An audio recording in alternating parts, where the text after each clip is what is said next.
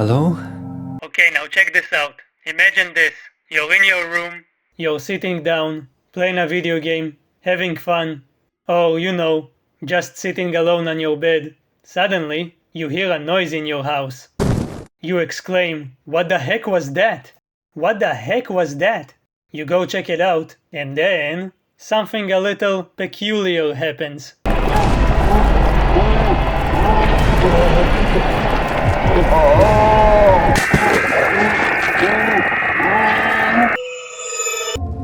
Oh man. What a dream. Silent Hill 4 is a game about being trapped, about isolation, about having your neighbors do weird things outside your house.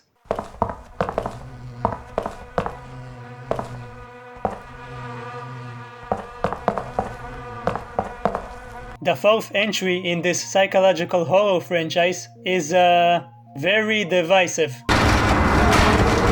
Everyone agrees that the original trilogy is amazing, and that the Western games are not so amazing.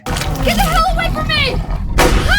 But they also say that Silent Hill 4 is also not amazing. It doesn't even take place in the town of Silent Hill, but it was still made by the original team, so it's still a good game, right? It introduced some interesting and unique ideas to the series, and was developed alongside the fourth game. Some people claim it wasn't even supposed to be a Silent Hill game to begin with. We're not gonna get into that now.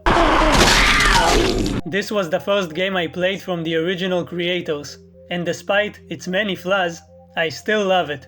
It was a unique experience and it really captured my imagination. I have a lot of love for this game. But at the same time, as you will see in this video, there is a lot of shit here that shouldn't exist. It's a weird game, even by Silent Hill standards.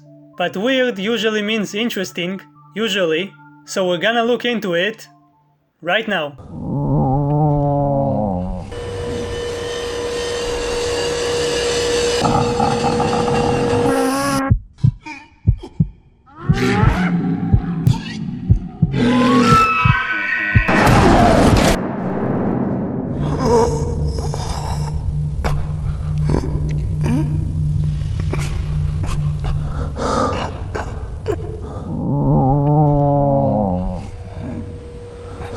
Silent Hill 4 has one of the creepiest openings I've ever seen. Half of these games start with a nightmare sequence, and although the one in SH1 is my favorite, this one is a close second. Check this out. You start the game.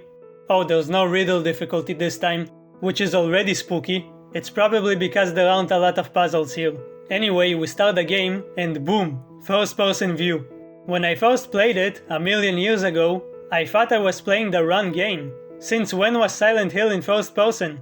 And yes, remember how PT was in first person? Silent Hill 4 did it 10 years earlier, and in some ways, in my opinion, it did it even better. So you walk around in your creepy, rusted, bloody, twisted apartment, a normal middle class apartment. You examine items, photos, but the protagonist doesn't recognize any of it. Is it not his apartment? There's a note about a baby, a picture of 21 people, and some random dude. If I found a picture of some random dude in my house, I would be scared too. There's also a face on the wall. It looks like it's trying to come out. I'm sure it's nothing, but the protagonist should really clean this place. After walking around for a bit, this happens.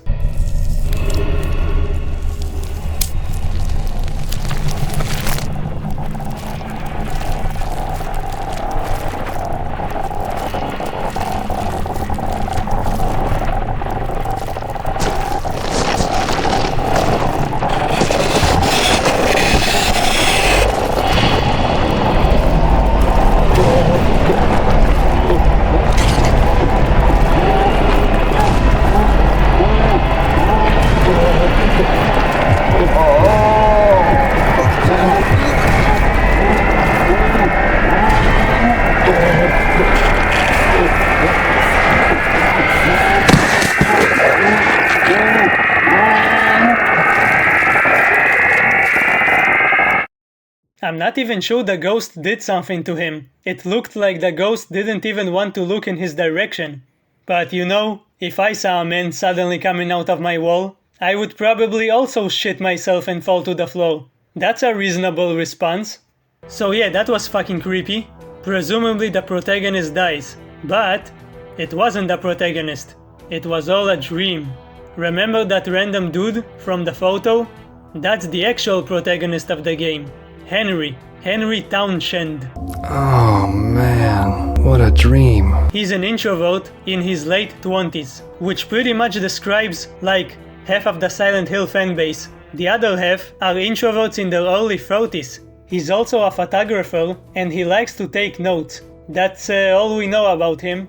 Unlike the previous protagonists, who always had some kind of reason to get involved in all of this wacky bullshit, Harry searching for his daughter, James searching for his wife, Heather being the reincarnation of a little girl who was born alive and was forced to get pregnant with... You know what? Let's not get into that again. You're pretty loony yourself. Unlike them, Henry isn't looking for anyone, and he's not pregnant with a devil god.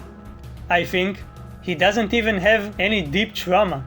Well, besides being kind of boring. What the hell? What the hell? What's going on here? What? Oh man. Oh, that's just stupid. He was just at the wrong place at the wrong time. But when you examine a photo of your apartment building, he does say that he was drawn to this place. And you also learn that he visited Silent Hill a while ago, so maybe him being here isn't so random after all? He wakes up from the spooky nightmare, and thankfully, now his apartment doesn't look like it came out of a sewer, but it's not completely normal either. You see, Henry moved in 2 years ago, and everything was fine. He was happy. He could finally stay up late without his parents telling him to go to sleep. But one day, he started having these weird nightmares, which is already kind of unpleasant, but also, he was kind of, a little bit, trapped in his own house.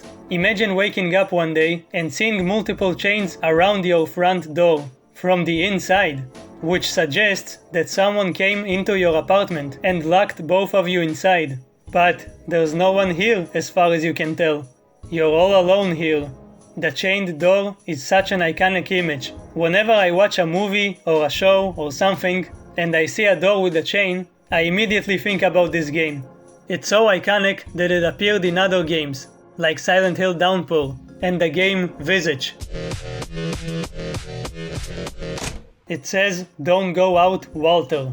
Is it saying that this Walter fellow shouldn't go out? Or is this written by Walter and telling us to not go out? Yeah, well, I can't really go out even if I wanted to, now can I? This is a terrifying situation. Somebody turned your safe space into your own personal nightmare prison. Even if you're an introvert who doesn't like to go outside and see other people, like me, you still need to buy food and toilet paper. You can't just be stuck in your house without toilet paper. Now that's some madness. Our ancestors didn't die for this. So what will you do in this situation? You'll probably try opening the door anyway, but that doesn't work. You'll try screaming and knocking on the door, hoping your neighbors will hear you. Help! Let me out of here! They don't. Damn it. They can't hear me. You try opening the windows. They do not want to be opened, no matter how hard you try. Smashing the glass also doesn't work. All you can do is look at the people outside, who are just living their lives, completely unaware of your situation. You are truly alone. No one even knows you exist. Like this lady, who decides to go down to the subway station. It was definitely the right decision to make. You try calling someone, the phone doesn't work. Someone cut the cable. This was before they had smartphones, so Henry only has this one phone. But even if it was happening nowadays, your Android or iPhone or whatever probably wouldn't work either. Even the TV doesn't work, so you can't even just sit around and pass the time. I mean, you can just lie on the floor and stare at the ceiling, which I assume that's what Henry did all of this time. The only slim connection you have with the outside is a radio that tells you the news, and some other stuff. Are you yearning for that special place to spend quality time with your loved one? Do you need to relax and get away from it all? Come to Silent Hill for the ultimate peaceful getaway.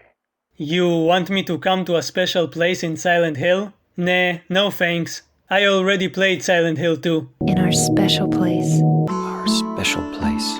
We also have the peephole that lets you spy on your neighbors. Like Eileen, who's getting ready for a party.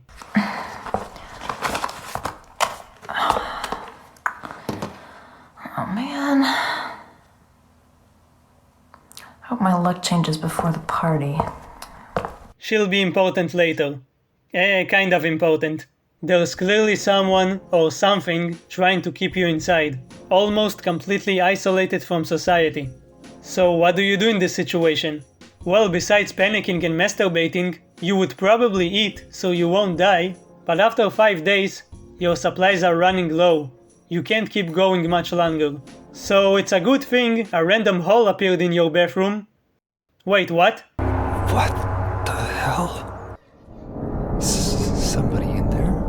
It is strange, but you would probably go inside at this point. I mean, if James can do it, so can you. Maybe it would lead outside. So that's what we do. We also grab a pipe that was stuck here, just in case. Going inside feels like you're crawling out of a womb, which is intentional considering the themes of this game. It's not just someone's fetish, I think. What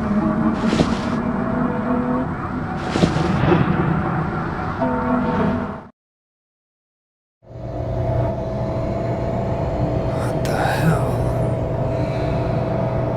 Henry wakes up on an escalator. I guess he passed out while he was crawling in the hole. What the hell? We finally get a traditional third-person view, and somehow we have a map of this place. Unlike the previous games, you don't need to find maps for each location. You just automatically have every map ever. Walking around for a bit, we meet the lady we saw from our window. Her name is Cynthia. It's Cynthia. And she really likes to do a lot of hand motions. Look at this. She thinks this is all a dream, so she doesn't mind offering us a special favor if we help her get out of here. I want to get out of here, but I can't find the exit. Say, will you help me find it? I'm kinda scared all alone. I'll do a special favor for you later.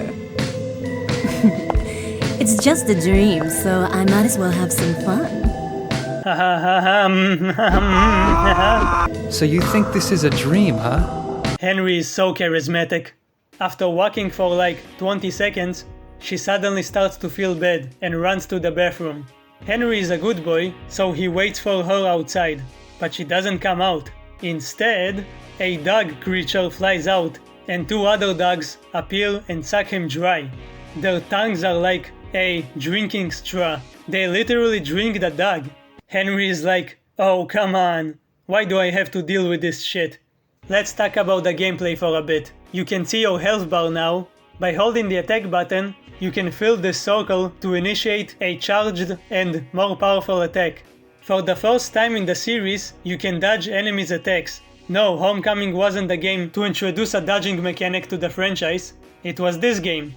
Okay, technically you could dodge in Silent Hill 1 by hopping backwards. There's barely any guns this time around, but there are a lot more melee weapons. There's golf clubs, hatchets, knives, even a can of bug spray. Weapons that you find that aren't the pipe that you have are usually stronger, but they can break. Though I've been using this baseball bat for half of the game and that thing never broke. Maybe it's a bug. Either that or my grip is super tight. You don't have a flashlight this time, but it's almost never dark, so it doesn't matter.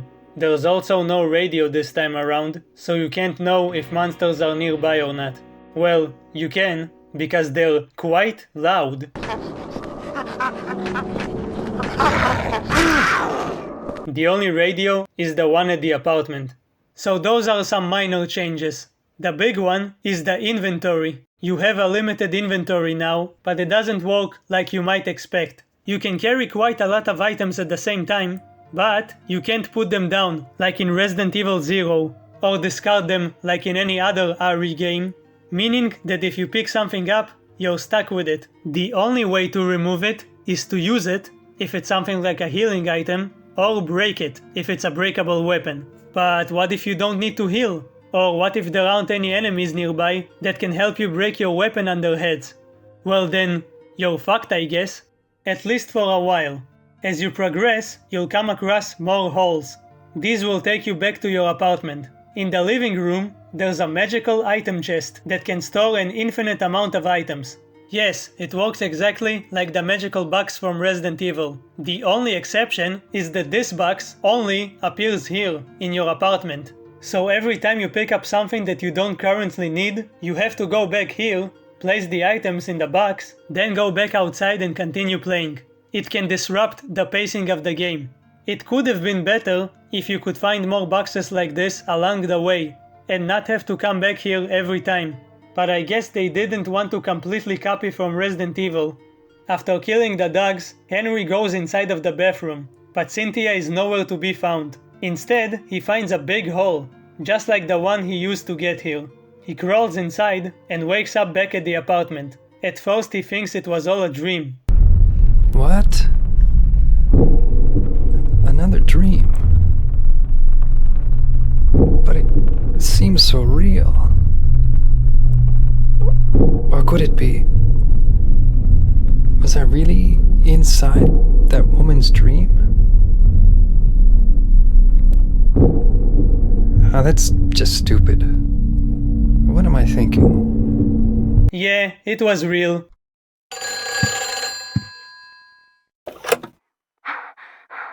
Where did you go?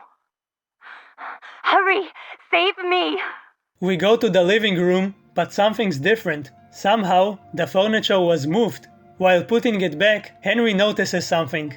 There's a tiny hole in the wall. Right next to it is some kind of text. It seems that someone was also trapped here, like us. Most likely, it's the person we play in the nightmare sequence. Whoever it was, he was trying to get out by digging a hole. But it wouldn't go any further, like some kind of supernatural force was stopping it. Oh well, at least we can see what our neighbors are up to. It's Eileen. Ooh. No, stop being a pervert. For now you can spy on her as much as you want. If you're a creep, she has a familiar looking bunny. Man, this spying on women stuff is boring. Is that what they do all day? Just sit on the bed and... Is she looking at me? Can she see me? She's totally checking me out. There's a gun next to the peephole. Or at least there should be, but for whatever reason it's invisible. Maybe it's a problem with the GOG version? Yeah, this game isn't on Steam. Thankfully, I already knew it was here, so I picked it up. Somehow I remembered about it, even though I haven't played this game in over a decade. But first-time players might miss it, because the game isn't showing it. One more thing, your health regenerates whenever you return here. The game really makes you feel that, yes, this is your safe space. You can heal yourself here, which allows you to save a lot of healing items. You can save your game, examine your items, take a break from all of the madness on the outside, and just generally feel safe. Very relatable stuff. Enjoy it while you can. There's not much else to do, so we head back to the subway. The first thing we see is a mannequin that looks like Cynthia. Did someone make this, or is it really her? It offers us some tokens, so we take it. What? Just because it looks creepy doesn't mean I'm not gonna take money from it. There's more bad doggies along the way, and also this worm thing. It doesn't do anything. It will not attack you, but you can attack it. You can't kill it, but you can make it bleed and squirm. This isn't a random creature though, at least I don't think so. It represents a big ol' umbilical cord, which connects all of the other worlds to each other. It will make sense later, trust me. We use the tokens to get down to the platforms, and we're introduced to... the ghosts. When you saw that ghost in the beginning, maybe you thought to yourself, wow, it looks really creepy and unsettling. This enemy type is probably one of the best in the game. This is exactly what Silent Hill needed. Wow! Yes, you were probably this excited. Well, I'm going to burst your big fat bubble and say that no, no, no. They are one of the worst enemies in the game. In any game, when you know how to deal with them, they're not so bad, but they're still bad. They have a grab attack, but that almost never got me.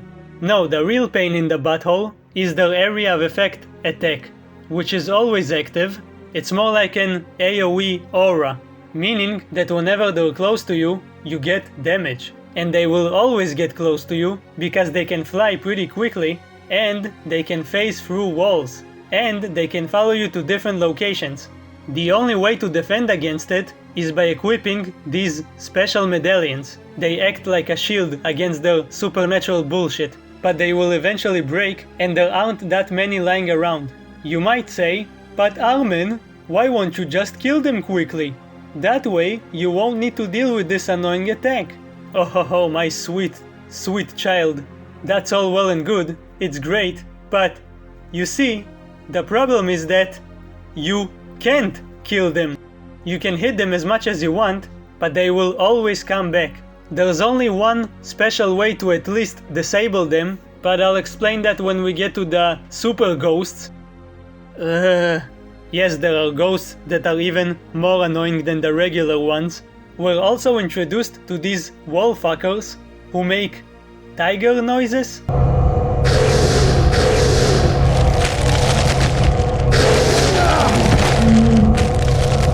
These fine gentlemen are annoying as fuck. They fling you around like you're some tennis ball and they prevent you from passing. You can try hitting them before they hit you, or intentionally let them hit you and hope they will throw you to where you need to go. Hitting them is quite easy when you get the hang of it. You can even stun like them, but they can still get you because the hitbox is not good. No, no.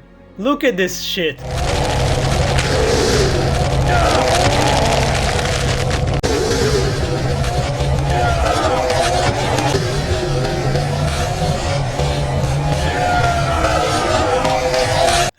We need to go back to the story, so I'll complain more about the enemies later, but goddamn this is bad. Eventually, we find Cynthia, locked up in some train. The doors are locked. In order to unlock them, we need to find a different way inside of the train, and navigate its fleshy floor? Yeah, this is made out of skin. Nice. We find a button. Henry pushes it, and the doors are open. Finally, we're reunited. Now let's get the hell out of here. And she's gone. Again. Cynthia? Why are you running away all of the time? Is Henry really that much of a beta male? What about that special favor? Worry not, because shortly after, we hear her voice again. She claims she found the exit, but also warns us about him. I don't know who him is, but he sounds like a nice guy.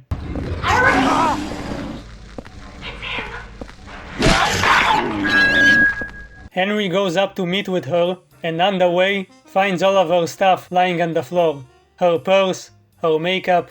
Even though she wasn't carrying any of it when they met, the only way we can go is through this door. But before opening it, the game forces us to take this plate that's stuck on the door. And as you will soon find out, every time we find a plate, something bad is going to happen.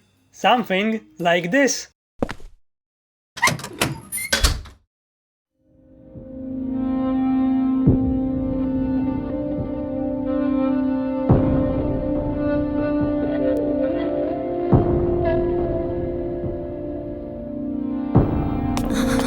Are you okay? You see a woman lying on the floor, covered in scars and blood, and you just ask, "Are you okay?" Yeah, she looks fine. This is actually quite harrowing, not only because it's sad seeing a woman die so horribly, but the fact that she still thinks this is all a dream makes her death hit that much harder. Leave it to Silent Hill to make us feel something about the character we just met. It's okay. It's just a dream.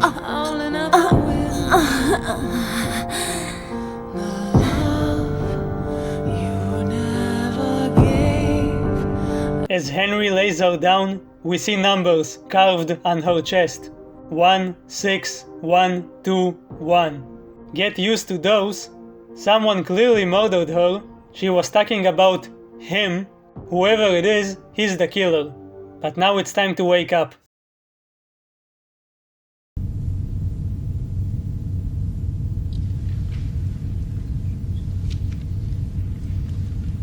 Cynthia? Man, what's that noise out there? For some goddamn reason, it takes him an hour to get out of bed. Even after clearly showing interest in whatever's going on outside, Henry approaches the window and sees a police car and an ambulance next to the subway entrance. And we were just in a subway, where we found Cynthia. Even if we were in some kind of dream, nightmare reality, it's clear that whatever happens there affects our normal reality. If you die there, you die in real life. Spooky. Thanks to the radio, we can hear what the people outside are saying, and one of them seems to recognize these weird numbers. I'm sure that's the only reason he was looking at her chest. If we peek into the hallway, we'll see that a new hand appeared on the wall. This will happen each time someone dies. Every now and then, we'll find notes at different parts of the apartment. The red ones were written by the last person who lived here. The one that was presumably killed at the beginning of the game.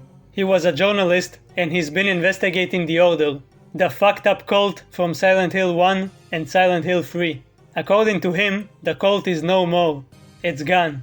I guess when they discovered that one teenager was enough to kill their god, they just collectively said, fuck it, I'm out. Looks like God didn't make it.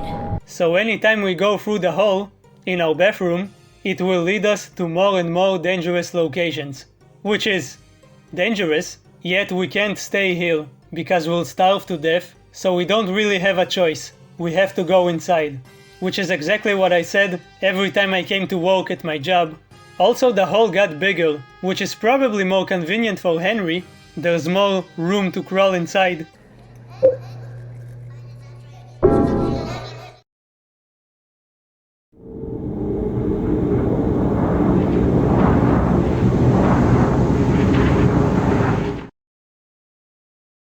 This time, we wake up in the woods, but it's not just some random forest. This is where we can find an orphanage, known as Wish House. Sounds normal, right? Just a normal orphanage for little kids. Well, this place is located near Silent Hill, so it can't really be normal. It's not possible. The orphanage is actually controlled by the Order. We even find their symbol, the one we saw in the previous game, but forget about that now. Look at this weirdo. They used to collect orphans and did things to them. Kinda gives you the chills, huh? Yeah, gives me the chills. There was another guy here before, a real nosy guy, but I was the one who found the stone first.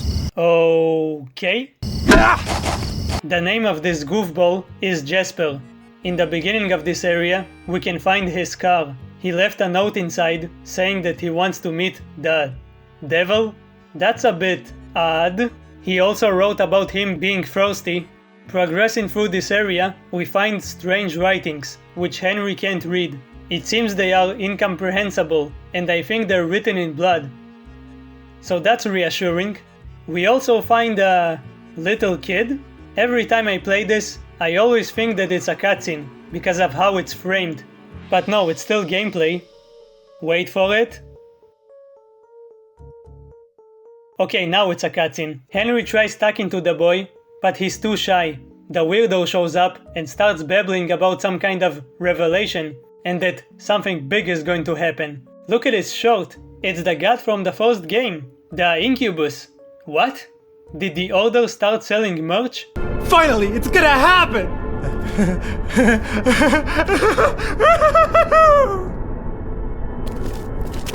Yeah, I would run away too. Supposedly, he's expecting something important to happen, but for now, he's just standing near the entrance of the orphanage. The door is locked, but he says that he'll give us something special in exchange for something else. I could let you have it, but not for free. Earlier, there was a note about him being thirsty. You're supposed to go back to your house and give him your last carton of milk. The last one. Here, take it. It's not like I'm running out of food or anything. Oh man, that was awesome. Here, take this. There's something written on it. You motherfucker! You drank my milk just to give me a tiny shovel? At least put it in my hand. Why are you throwing it on the ground like a savage? Henry uses the shovel to dig a hole under this tree hand, which gives us a key. Wander for eternity? Pfft, that's stupid. Whatever, I'm gonna go open the orphanage now. Hey, why is my screen all foggy? Why am I repeating this section over and over again?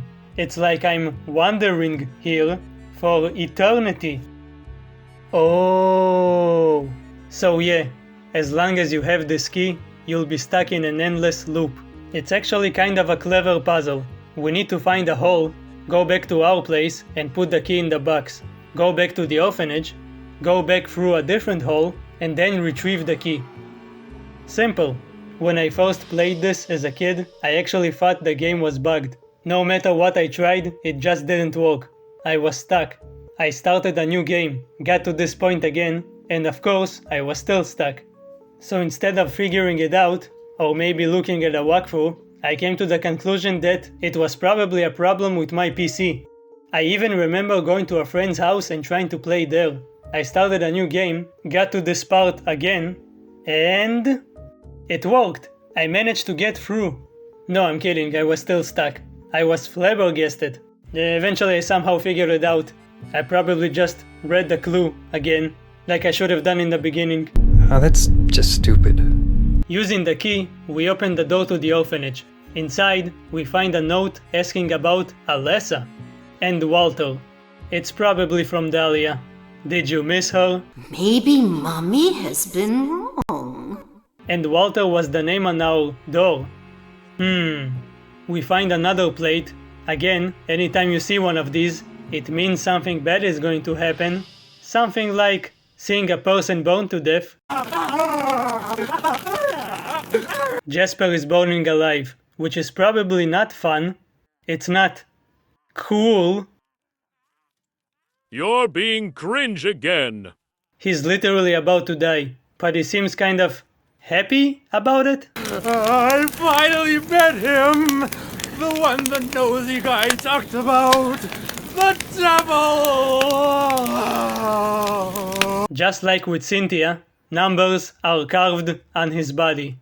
We wake up at the apartment again, the radio turns on, and we hear a news report. Jasper is dead in real life. Because of the numbers found on his and Cynthia's bodies, the police suspects these killings are connected to a Walter Sullivan case from 10 years ago. Something like this has happened before. For now, all we know is that another person died right in front of us. We couldn't do anything. All of this could have been avoided if I just didn't give him my milk. Henry is quite sad about what happened, but there's no time to think about it, because you've got mail. It's another red note. It confirms that a man named Walter Sullivan is the killer. Probably the same Walter that's on the door. Is he the one telling us not to go out? In Silent Hill 2, there was an article written about him. We can find it in the trash. It talks about how he murdered some people, including kids. It also states that he offed himself after being arrested. You can even find his grave in Silent Hill 2. So, how is he killing people now? Does he have a copycat? Ooh, mystery. What was the name of the murderer who committed this vile act? 1. Walter Sullivan. Also, the journalist who lived in the apartment before Henry, his name is Joseph, and he was mentioned in Silent Hill 3. There's an article he wrote about the orphanage, which also appears in SH4. Wow, I didn't remember there were so many things that foreshadowed the events of this game. I don't know if Team Silent actually planned ahead, or if they just took these random pieces of information and made a whole game around them. Well, time to shove myself into a big ass hole and wake up in a monster infested nightmare. Oh golly, I'm so happy. This is gonna be great. Why can't I hear children's voices?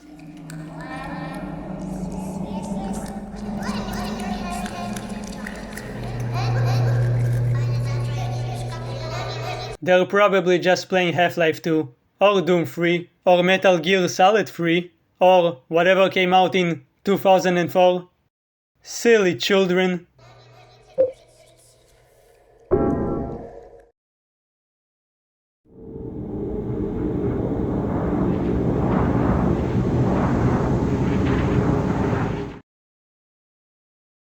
Welcome to the water prison. Why is it called the water prison, you ask? It's actually quite simple. It's because the Order put children in prison cells for misbehaving.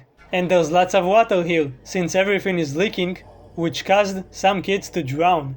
They spied on them through these peepholes, kind of like how Henry is spying on his neighbors. The game doesn't actually go deep into the spying aspect, it doesn't really explore it, but it's still very prevalent. There's also disgusting leeches everywhere, totally normal stuff. A lot of people swear that this game is the scariest in the franchise. For the most part, I disagree with that statement. I still think Silent Hill 3 is the scariest. And then probably Silent Hill 1. When you're inside your apartment, yeah, it's super spooky the first time you play it. Help me! There's something wrong with this room! Help! Let me out of here! Is anybody home? No. When you're outside though, most of the time it's more annoying than scary, because of the lackluster enemies. But, if we're talking specifically about this level, yeah, it's one of the scariest places in the whole series. The atmosphere is foreboding. Even though this place is supposedly abandoned, you constantly feel like you're being watched.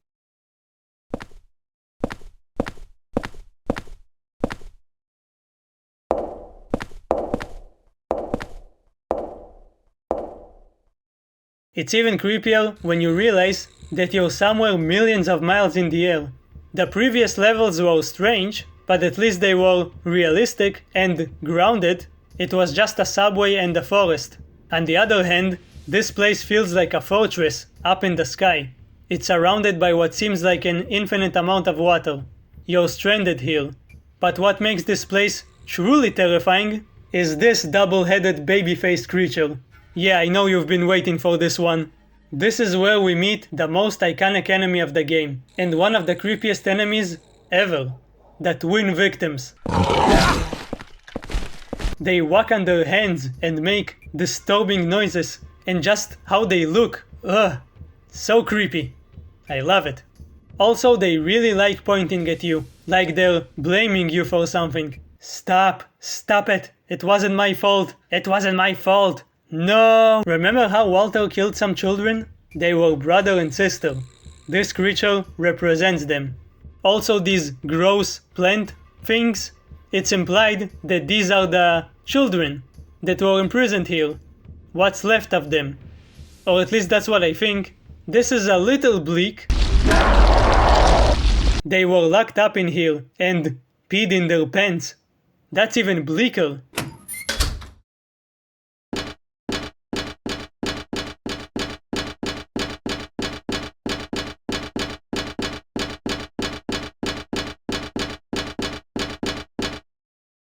I can't open it very wide.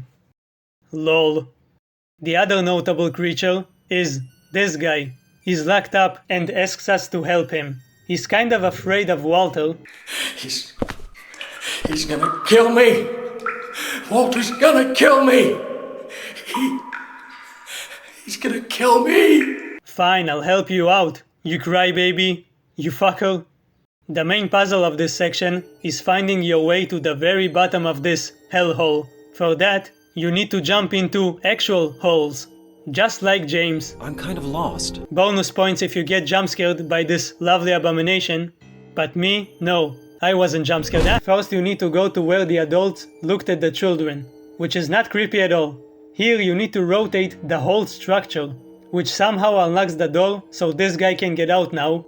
There's a bloody bed on each floor. When you align them on top of each other, the holes align as well. which will allow us to jump through all of them and reach our destination. After completing the puzzle, we see the man and the boy we met at the forest. He's mumbling something, we can't really understand him. Walter, I'm telling you, tell. Walk away. The child thinks he's weird and leaves. Henry asks him about the boy, and he tells him the boy's name, Walter Sullivan. But that's the killer's name. Is that little boy the killer? Nah, children can't be killers. How can you be a killer before you're old enough to drink? We jump into all of the holes we aligned and go deeper and deeper, until eventually we find a plate. Get ready!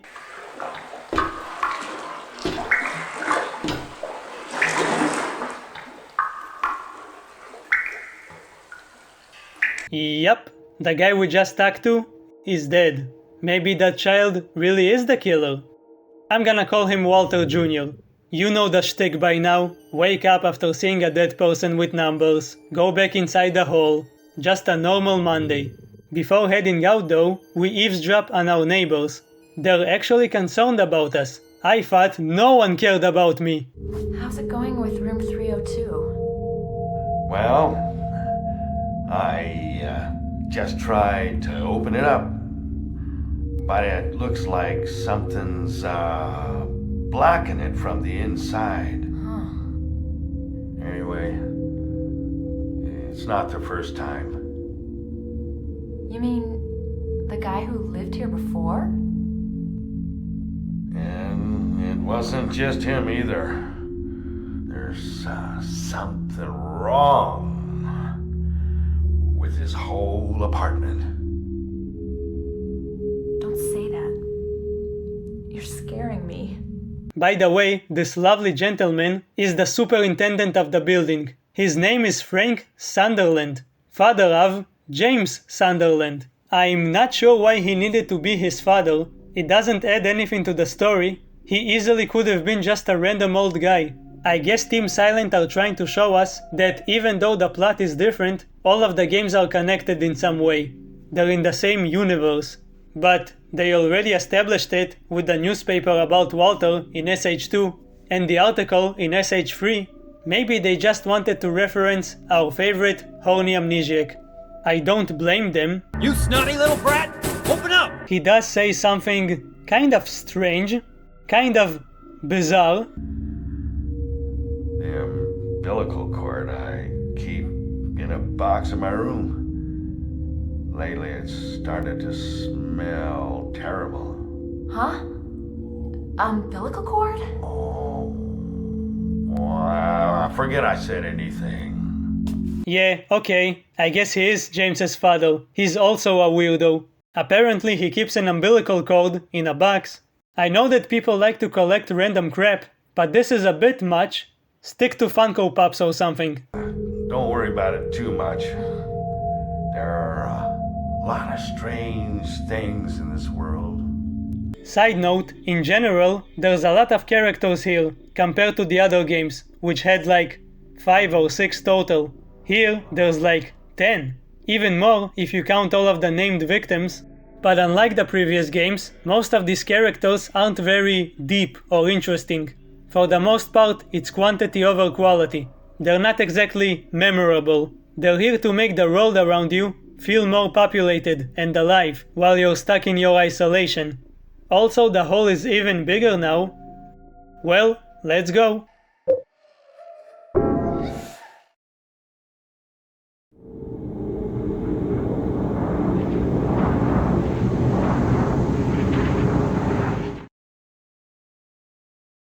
Henry wakes up on some kind of building. Everything seems kind of normal so far, but that's not gonna last long. Immediately we can see that something is off by looking at the environment. The architecture doesn't make sense. Why is there a door above us? Did we fall from here? There's also some creatures jumping above us, so that's a bit concerning. A bit alarming. I wonder what that was. Monkey people with 2 faces?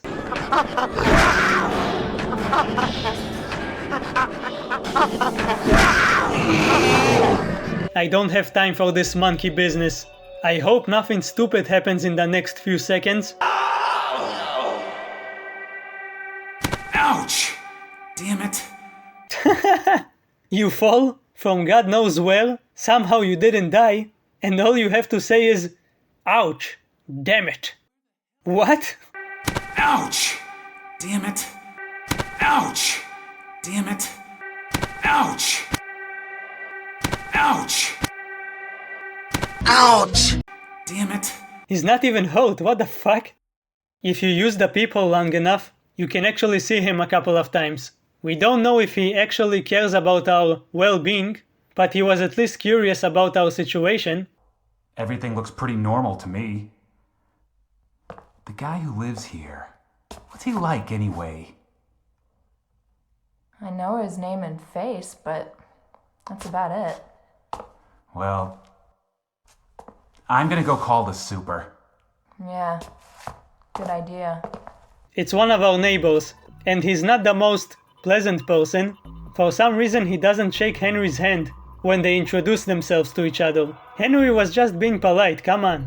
Nice guys always finish last.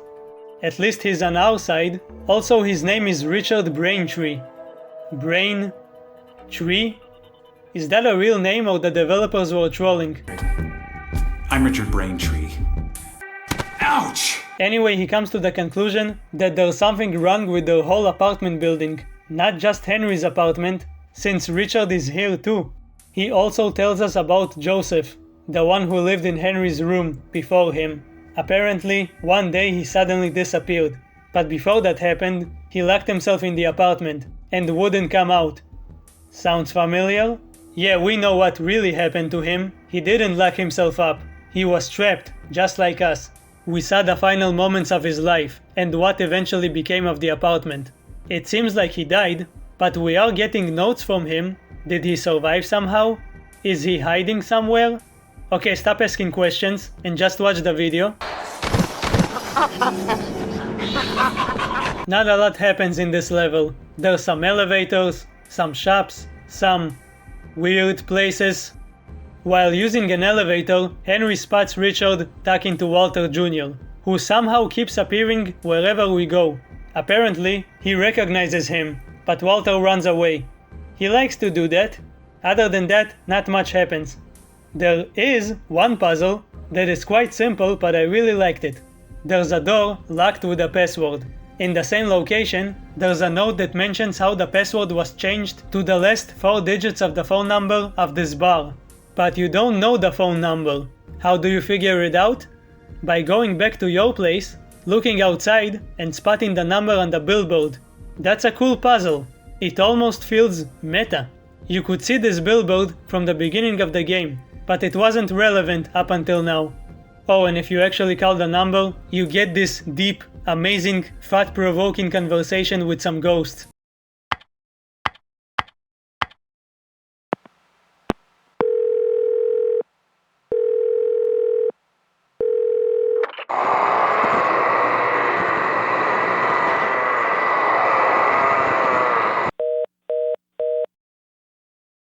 Truly inspiring.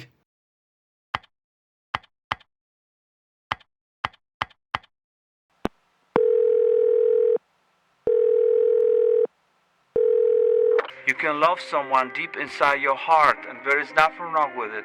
If a lot of people love each other, the world would be a better place to live. Thanks a lot, bye. And don't ask me how the phone is working when the cable is cut. Let me check my peephole before heading out again. Better check on your neighbor soon. Okay, I'll check. Wait, which one? Eileen isn't home. The other neighbors seem fine. Even Richard is here. Wait, he's home? How? Maybe he also has a hole in his bathroom? Ouch! Heading back outside, we input the code and unlock the door. But then we hear a scream from the darkness above. Oh, come on, what now? This part reminds me of the long staircase that we got in MGS1. And it's annoying here too. You're climbing a million stairs while being chased by the Goofy Ghost Squad, or GGS for short. At the very top, we find an out-of-place door. It's from our very own apartment building, room 207. I'm Richard Braintree, from 207. And of course, there's another plate. Oh boy, here we go again.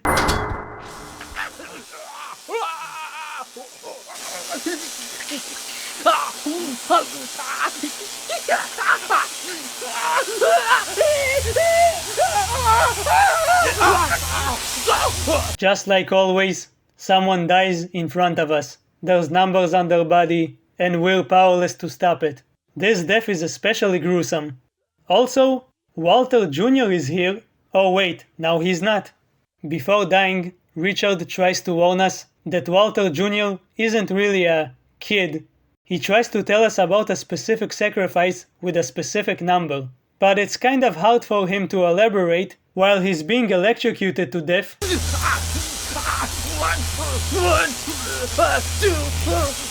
Come on man, I can't understand you. Try harder. Stop being selfish.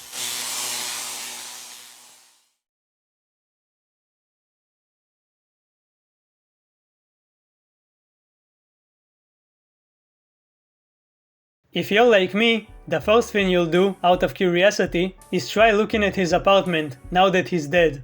If we do it, we can see someone pointing at Eileen's place. We should probably go check on her. Look at this dude. Look at him go. He's so excited for some reason. Okay, let's see if she's okay. Oh, she's all dressed up. Probably going to that party she mentioned. Hope my luck changes before the party.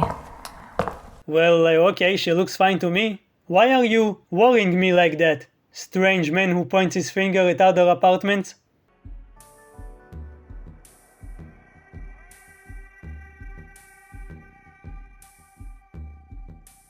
You think you've seen this pattern before? You've seen it like 50 times already.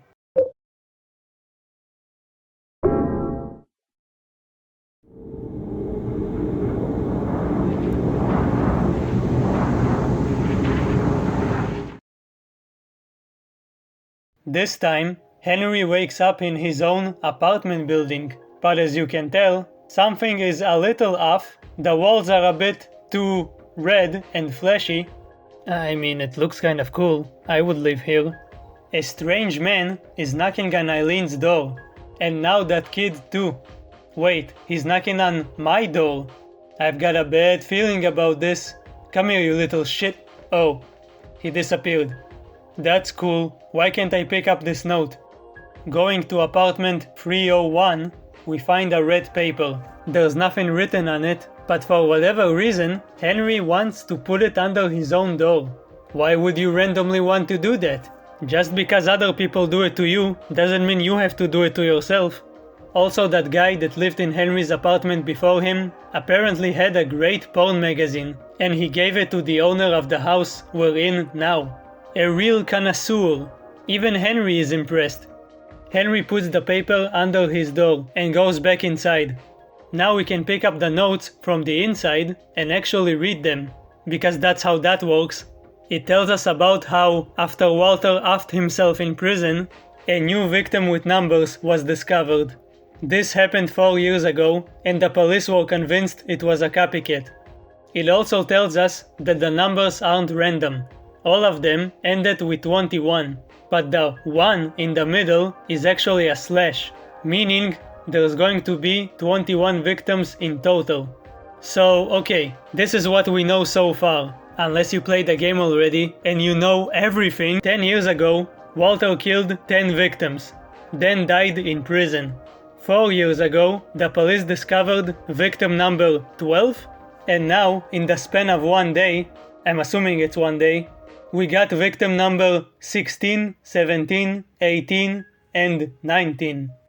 This was a long process that took many years, but now he decided to speed things up. But if he died 10 years ago, how is he killing everyone now? Did he come back somehow? Is it really the kid whose name is also Walter?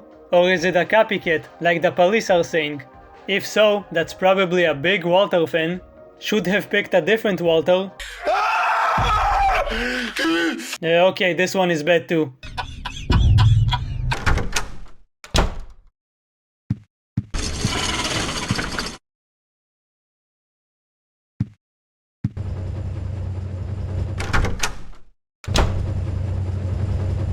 Ah, damn it. How am I supposed to clean this up? I can't even go out and buy supplies. Maybe this weird guy who was knocking on Eileen's door can help us. I got this from Miss Galvin.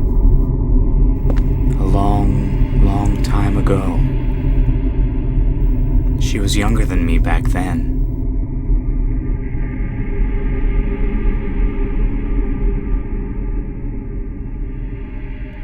She looked so happy, holding her mother's hand. Here. I'll give it to you. It might seem like a nice gesture, but whatever you do, do not take the doll. Never take the doll. It will bring literal ghosts to your house. You'll see what I mean soon. This person seems really nice, but clearly there's something wrong with him. He has blood on his hands and face, he was suspiciously knocking on Eileen's door, and he was the one pointing at her apartment earlier. Like he's trying to say that she's the next victim or something. Well, at least we're safe. Oh, god damn it. Yeah. This is Walter. Somehow he's alive, and it seems like he's in total control of whatever's going on here. At least he washed his face. It's not bloody. Everything that's happened up until now, and everything that will happen, is all because of him. You can piece all of this information if you read all of the notes, and it's explained to you pretty blatantly later in the game, but I'm just gonna tell you now. Basically, all of these places, these other worlds, are connected to him. You know how in every Silent Hill game, every fucked up thing that happens comes out of someone's head? Alessa in the first game, James, Angela, and Eddie in the second game, Heather, Claudia, and the baby demon fetus in the third one. Well, this time it's coming out of this asshole. These places are twisted versions of places from his life. He was abandoned at birth, and grew up at the orphanage we passed by. You know, the one with the cult. And the burning dude. I finally met him! The Order was teaching the kids how to be a fucked up cultist, and Walter was one of those kids. At some point, he even met Dahlia. And you know something bad's gonna happen if you meet Dahlia. She's a crazy old hag. He was totally brainwashed by that crazy old hag. She brainwashed Walter and taught him the 21 Sacraments, which is a ritual where you summon 21 people into these other worlds and kill them. Now, why would he want to do that? He's insane, but there is a reason. I won't get into that right now. Oh, and this is obvious, but each hand represents a victim. For now there are 19. Eileen is about to be number 20. So we should probably go save her, but first, let's open random lockers and steal people's mail. Rachel? She's a nurse mentioned in Silent Hill 2. The one who took care of Mary. She had that letter that Laura stole from her. Wanna read it? But don't tell Rachel, okay? Who's Rachel? She was our nurse. I took it from her locker. We can go to her apartment and find her hospital uniform. Another thing that connects the games. That's so cool. Oh, and whatever you do, do not use this phone. If you do, you will constantly hear a ringing noise. The ringing will drive you nuts. It will never stop until you finally find a different phone. Here. You expect some kind of big payoff, but no one picks up. I don't know what the point of it was. This was the biggest prank call ever. But at least there's a consolation. We finally find a shotgun. Oh wait, it's fake.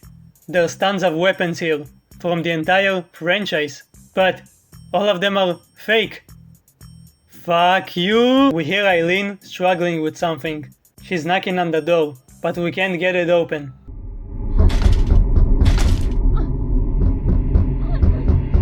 If we want to help her, we need to find the key to her apartment.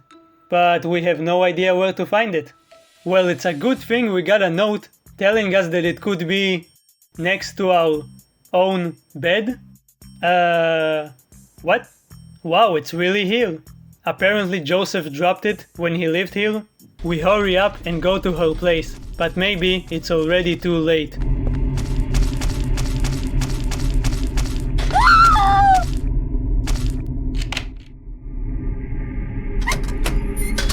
We find her on the floor, with Walter Jr. standing over her. She has numbers on her back, but somehow, she's still alive. At first it really seems like this child is the killer somehow, but no, he actually protected her from the big Walter. Hey, kid. Thanks. Did you find your mommy? This place? It's dangerous. You need to hurry. Get out of here.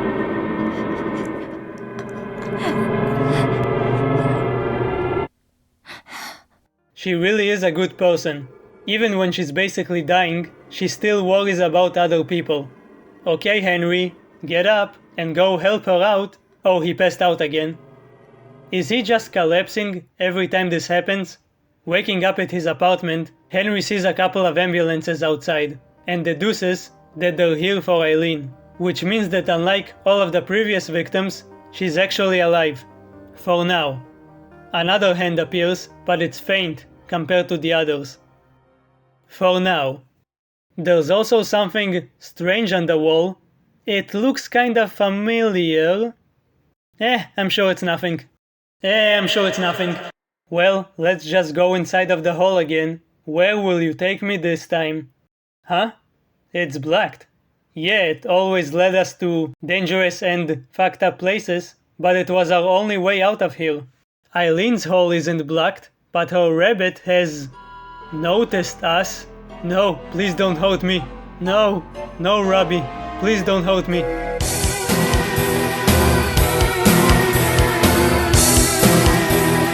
Once again we're trapped here.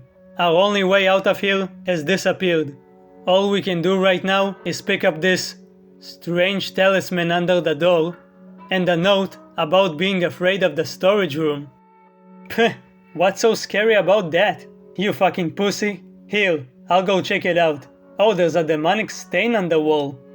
Well, everyone leaves stains on the wall. Different stains. It's normal. Using the demonic talisman and the demonic stain makes this happen.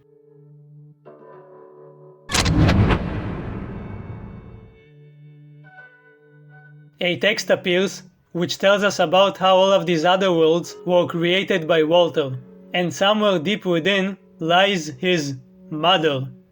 Whatever that means. Around the text, 4 weird squares appear, with familiar names on them. It's the names of all of the plates we collected. You know, the ominous plates we picked up before someone was brutally murdered? Putting all of them in their place somehow creates another giant hole.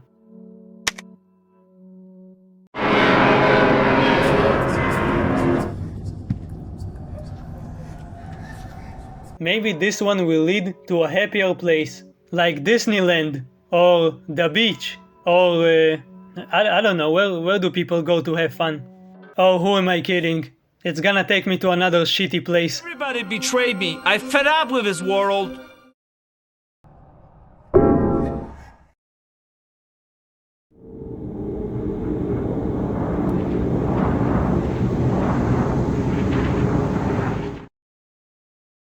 The big new hole leads Henry to a hospital.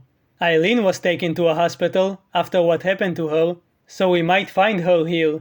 Unless she was taken to a different hospital, which would make this a better game, because we would have avoided a really long and annoying escort mission. I'm getting ahead of myself. Waking up, we see... Is he doing what I think he's doing? Oh, he's just shoving his hand inside of a corpse. That's better?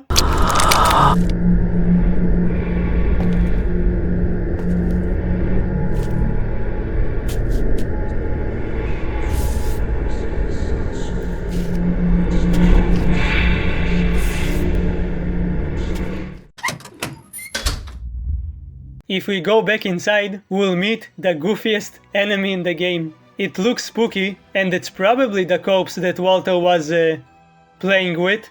They're called the patient, and there's a lot of speculation about what they represent. A lot of it seems like complete mumbo jumbo to me. There's nothing concrete, so I'm gonna give you my 100% totally accurate explanation. Don't fact check this. As we will soon find out, this Walter fellow is kind of, maybe, definitely obsessed with finding his mother. Obsessed is an understatement. If we look at their design, they look like a female with a hole in her stomach. But it also looks like something is trying to get out of their stomach. Something like a baby. In the cutscene, we see him shoving his hand into her body, like he's operating on her. Maybe he was trying to investigate her womb, because that will somehow allow him to understand maternity and feel more connected to his own mother, or something like that. I don't know, it doesn't matter.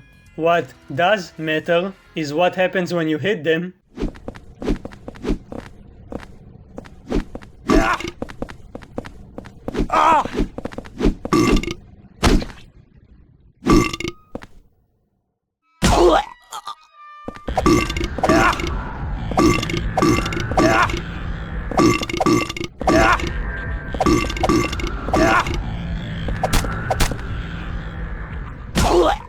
I don't know who came up with the idea of a burping monster, but that person should be the president.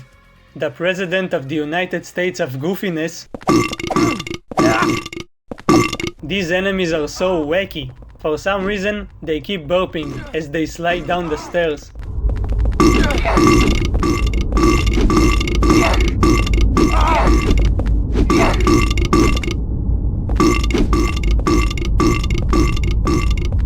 Either this was some kind of oversight by the developers, or they did this on purpose. Don't tell me this has some kind of meaning or symbolism behind it.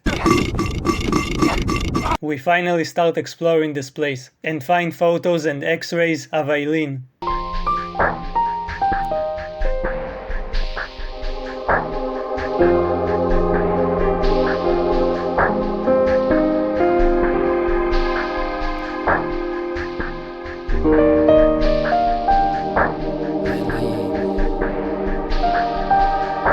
Henry, I know she's your neighbor and you like her and all, but come on, you barely know her. Stop acting like she's the love of your life. Walter mentioned she gave him a doll, and since then, he was semi-obsessed with her. That's why all of these photos are here. But more importantly, that's why this is here, the infamous big head of Eileen. No matter what you think about this game, you have to admit how creative and unsettling some of this imagery is. I didn't know what to think the first time I played it. It's kind of uncomfortable. Walter was kind of obsessed with her, but not in a sexual, predator kind of way. More in a, she was very nice to me many years ago and I really appreciate it, but I still try to kill her, kind of a way. You've been watching her the whole game, probably. So now she's watching you. Her eyes will follow Henry wherever he goes. It's like she's taking revenge on him for spying on her, even though it's not actually her. This hallway leads you to a lot of unsettling sights. There's a lot of cool and creepy imagery here. Some of it relates to babies and maternity, while others are just there to freak you out.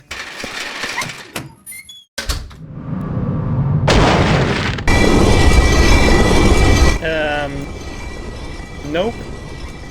Unlike a lot of people, I actually really like this game, but goddamn, it has the record for the most lame and irritating enemies in the franchise.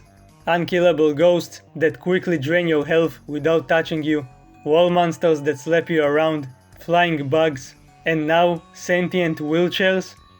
Come on.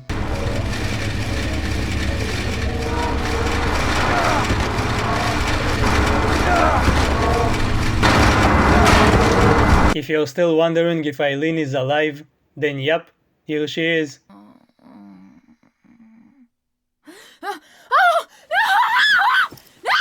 Eileen, relax! Whoa. I know Henry is kind of boring, and he's not exactly an alpha male, but you're acting like he's the most disgusting person ever. Chill. Henry explains what's going on, and after some hesitation, she decides to join him. Also, she doesn't really have much choice, considering how banged up she is. I remember now. The boy protected me from the man with the coat. Okay. Okay, take me with you.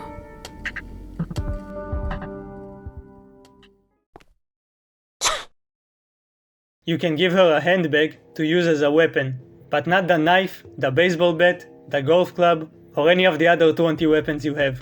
After a while, you'll be able to give her other weapons, but for some dumb reason, these weapons take space in Henry's inventory, even though he gave them to Eileen. What? The escort mission. You need to defend her and stay close to her at all times if you want her to survive by the end of all of this. I'll complain about it more later. If you want, you can take her to her own head. Weirdly enough, she doesn't have anything to say about it. I think I would have a thing or two to say if I saw a giant fucked up version of my head staring at me. All she does is cough.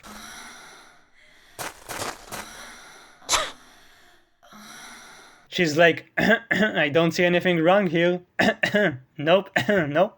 Henry tries to take her to his hole. Maybe she could be safe at his apartment. But even though he even grabbed her hand, somehow only he manages to teleport back.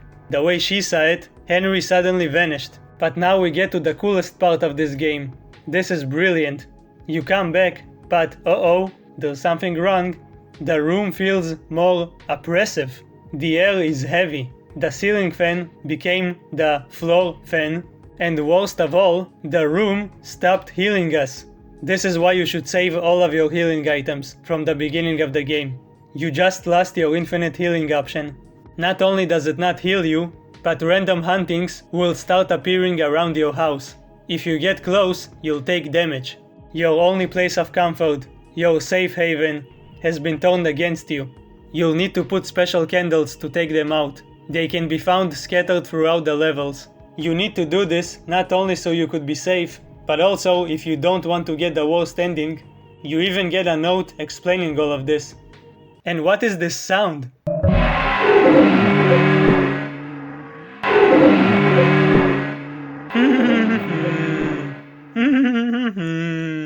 What the fuck? What the fuck? Why did I do that? If you took that small doll from Walter that I told you not to take, you'll get even more huntings. Look at this spooky shit. There are some very cool and unique huntings that, for whatever reason, do not appear on PC, which is a shame. I'm always watching you.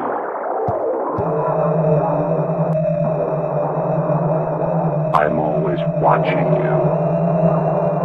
I'm always watching you. Like this cool ghost version of Henry that I had to get off of YouTube. Supposedly, it's in the game files and you can make it appear on PC if you use mods. Imagine seeing yourself in your peephole. That would be wild, huh? Go check your peephole just in case. Go on. Go on. Do it. Do it. Do it, you fucking pussy. We explore the hospital together until we reach this door, which somehow takes us back to the beginning of the first ever area of the game.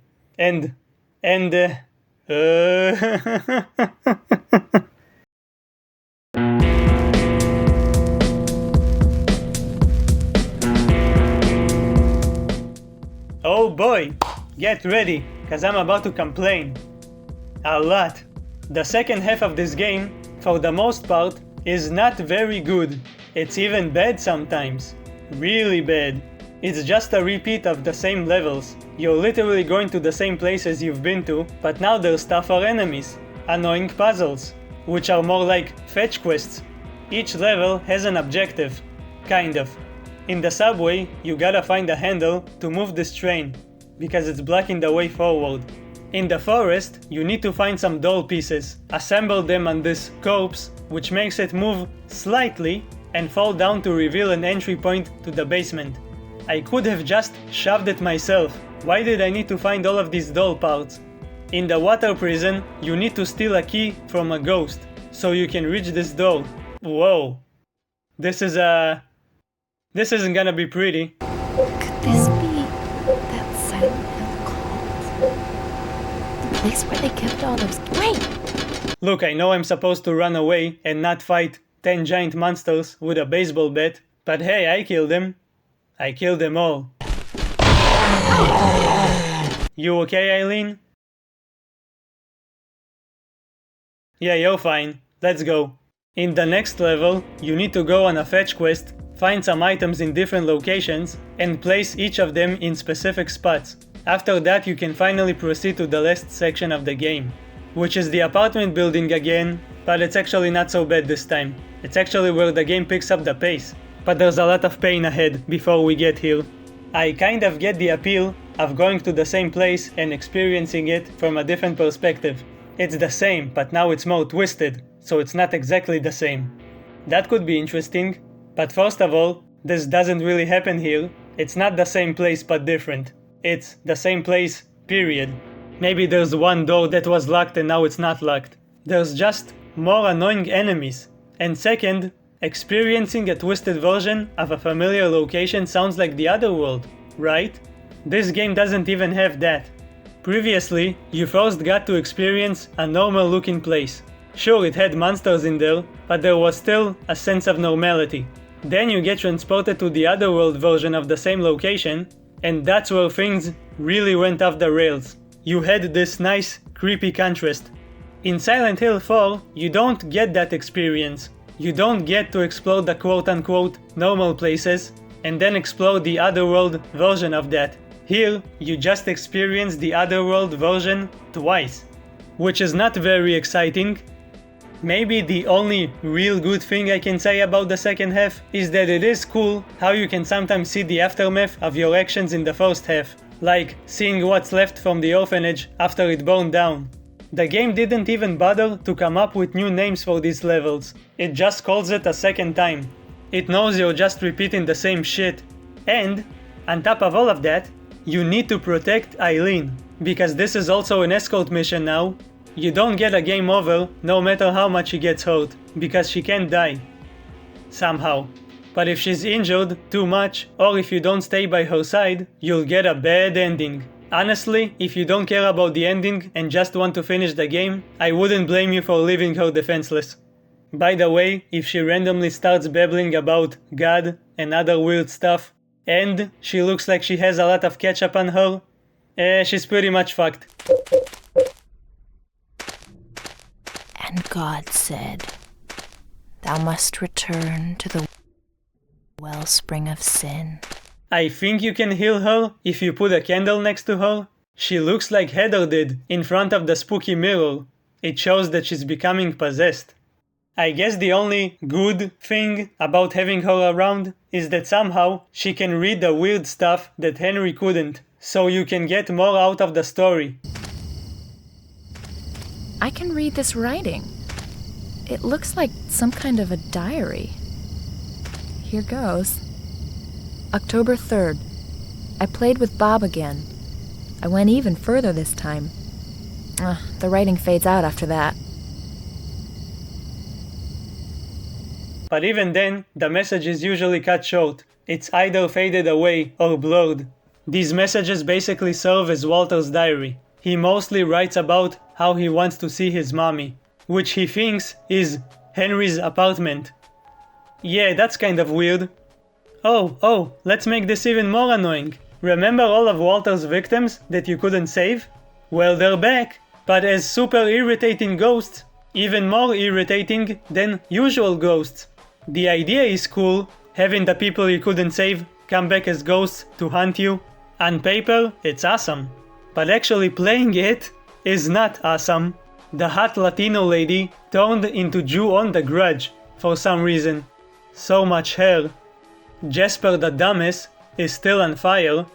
The chubby fellow that drowned has a key that you need. And the neighbor that fell from the sky is also here. Ouch! They're all here, and they will piss you off. Oh look, he's falling again. He's a flying ghost, how can he fall? Ouch! Wait, he attacks you on foot. I guess he really can't fly. Also, he's lagging. Bad internet connection, I guess. Ha! You idiot! You can't touch me from down there. Stupid ghost. No matter how much you hit them, they will always get back up. You have to use a special sword to pin them down. They will stay down forever. So that's good. But you need a separate sword for each ghost.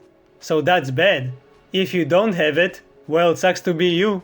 You could use a silver bullet, it's super effective and takes them out in one shot. But you barely find any, and you still need to use the sword because they will get back up eventually.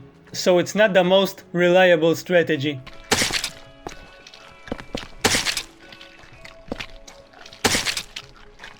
This is how I feel about all of this. At least if you pin them down, you can look at their stupid faces and ask them, how do you like it now, huh? Do you like it? Wait, you actually do like it? Why? Weirdo. Also, this is something that isn't exclusive to the second half, but it's here that I realized how linear this game is. The previous titles felt a lot more open. There was way more exploration. You could even get lost sometimes. In Silent Hill 4, it's basically a straight line between point A and point B, between the beginning of the level and the end of the level. Don't get me wrong, I'm not complaining about it while I'm in the second half of this game. I want it to be over as quickly as possible. But in general, it kind of sucks. The level design doesn't feel inspired. The levels themselves look cool, but it's clear that most of the creativity went on designing Henry's apartment, and all of the weird wacky shit you can find there.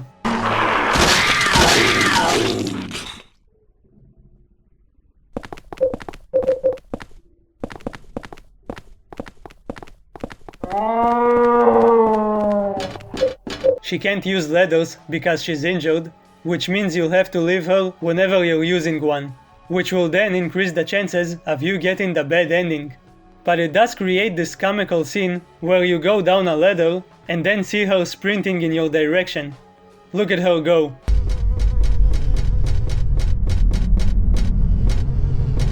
Ouch! If everything I told you about the second half of this game wasn't bad enough, now we have this asshole. Remember Walter? He starts stalking you. He has a gun and a chainsaw now, and... Wait, why does he remind me of someone? My name is not important. What is important is what I'm going to do. I just fucking hate this world. Oh. And these human worlds. Oh no. Walter starts stalking you in the forest. I noticed that when people talk about stalker enemies in video games, they mention Mr. X, the original nemesis, Jack Baker, Big Booba Basketball Lady, Pyramid Head, who doesn't really actually stalk you, or even the Crawmauler, who was inspired by Pyramid Head. But nobody mentions Walter Sullivan, when he's the definition of a stalker enemy. But I think I know why nobody talks about him. The first reason is that compared to those other games, not a lot of people played Silent Hill 4. But the second reason is... he's kind of a shit enemy. He can be super annoying, especially if you want a good ending, which is something I completely gave up on at this point, along with my hopes and dreams. You're trying to complete your objectives and he's just spamming you with bullets.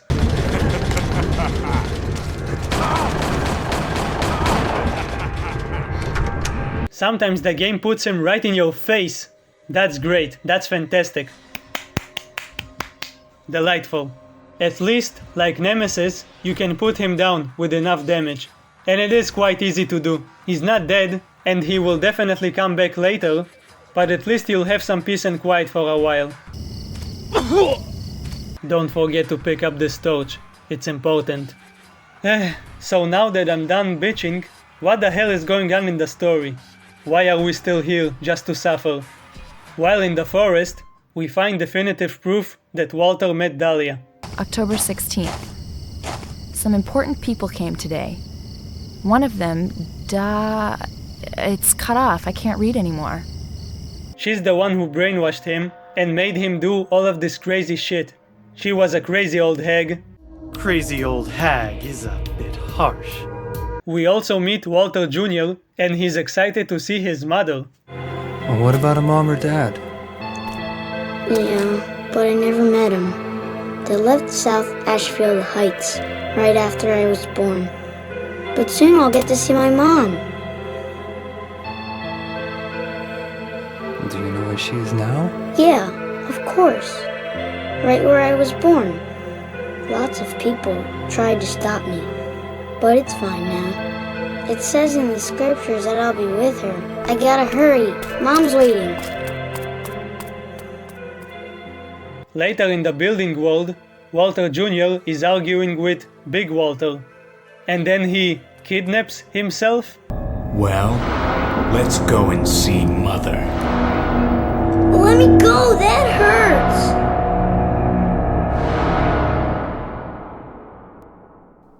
Damn! After that, and after completing all of our objectives, we face off against the first boss of the game. Yeah, there were no boss fights up until now.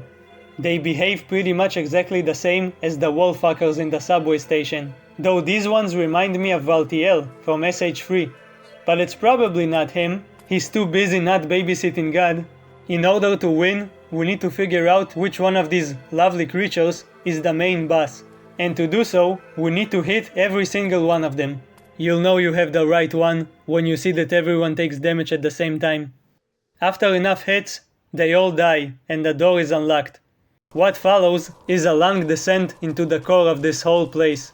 This place is the spiral staircase. It connects all of the other worlds together.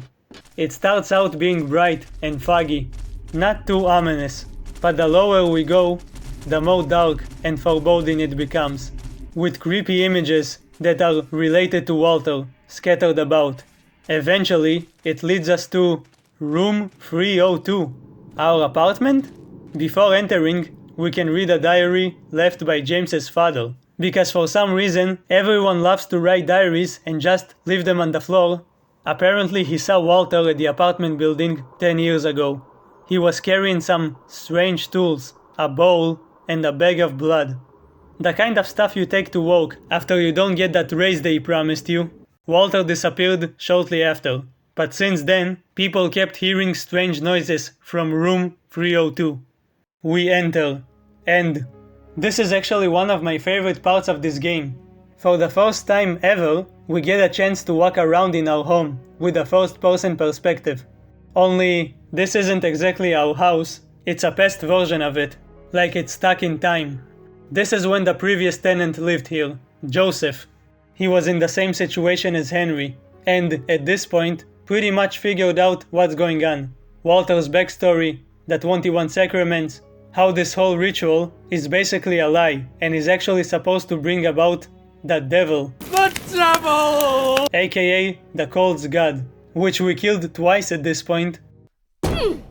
He also discovered how to effectively deal with the ghosts invading his property. The whole place is filled with candles to combat the hauntings. Because he was locked up in here, all he could do was document his findings. We can enter our bedroom. This is where he used a pink typewriter to write tons of notes, the ones he's been sending us all of this time. He figured that if he's going to die here, he might as well help out the next victim. By far the most important note is this one. Henry doesn't know it yet, but it basically explains how to defeat the final boss. I'll explain when we get there. It also tells him to shove Walter's umbilical cord into his true body. Whatever that means. If you'll remember, James's father has the umbilical cord, cause he's a weirdo just like his son. At least he doesn't shove his hands into toilets. Huh? Umbilical cord? Forget I said anything. What we actually need to do is go back to the living room, and then this happens. I love this cutscene.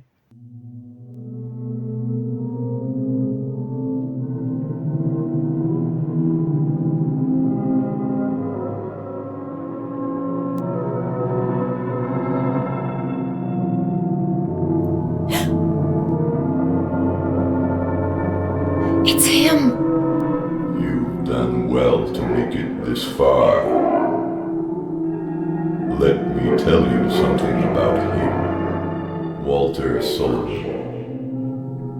When he was a little boy, he began to believe that my apartment was actually his birth mother. He decided to free her from the stains and corruption of this world. At the orphanage, he learned of the 21 sacraments, the only way to purify her. The goofy head on the ceiling is Joseph. Either it's really him, his spirit, or it's a part of him that he left behind somehow. Kind of like a recording. he tells him about Walter, the 21 Sacraments, how Henry has to kill Walter if he wants to save Eileen and himself. If not, wherever you run, he will catch you. Find him. His true location. It must be nearby. You must kill him. You must kill him. Each victim has a title. For Eileen, it's the Mother Reborn, because her sacrifice will supposedly help reborn Walter's mother. For Henry, it's the Receiver of Wisdom, probably because he's literally receiving wisdom at this very moment. Number 20. The Mother Reborn. Number 21. The Receiver of Wisdom. Number 15. Burger King foot lettuce. The last thing you'd want in your Burger King burger is someone's foot fungus. Joseph also explains that because Walter had a childlike desire to see his mother, he was literally split in two. The innocent kid version and the psychopath adult version. Kill. Kill. Kill. During this lovely conversation, we notice a cracked wall with a pickaxe. If we take the pickaxe and use it on the same wall back at our house, this happens.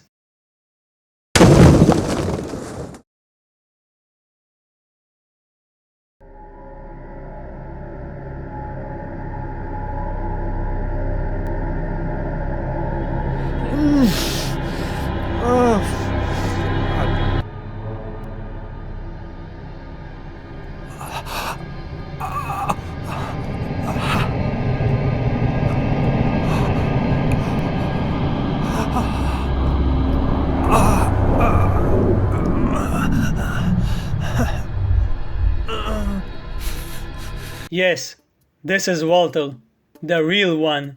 Remember how he supposedly died in prison? Nah, he died here. The kid and adult versions of him are just spirits, a manifestation of his desire to achieve his goal and reunite with his mother. They only exist in the other world, but this Jesus wannabe, this is actually him. It's what's left of him in the real world after he offed himself. He's the 11th sacrifice. Meaning this fucking creep was here the entire time. Hanging around here. Okay, I'm sorry. But seriously, this is legitimately creepy. I remember how my mind was blown the first time I played this back in the day. This is one of those moments that make me think, maybe this isn't just a tedious and boring game. Maybe it's super creative and genuinely creepy, even more than the other games sometimes. It's one of the moments that remind me why I actually love this game. Again, it's all about the titular room. It's great. Is this Pyramid Head's knife? If we look outside, our neighbors are nowhere to be found. Like they all disappeared. Something crazy is about to happen in this building. But forget all of that now. While examining Walter's stinky body, we find the most important item in the whole game. Something we didn't know existed, but we've been wanting to find from the very beginning. The keys of liberation. Henry says they're evil looking. What does that even mean? They look like normal keys. Why are they so important? Because...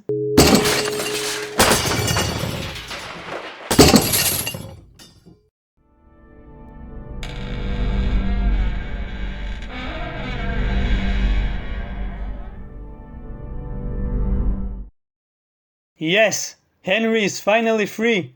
But oh wait, Walter's other world has invaded the real world building. Eileen is also here somehow. Eileen? This is where we encounter a more dangerous version of the twin victims. They're a bit tougher, hit harder, and they have a head as a dick. Does it open its mouth when they need to pee? They're called the Bottom. I wonder why. Supposedly they represent Walter's hatred for his parents abandoning him. Eileen was clearly a lost cause at this point. She started talking gibberish. The game implies that she's becoming possessed, but I think she's just tired. I always say weird stuff when I'm tired. If you haven't pinned down the ghosts of the victims in the previous levels, they will chase after you here.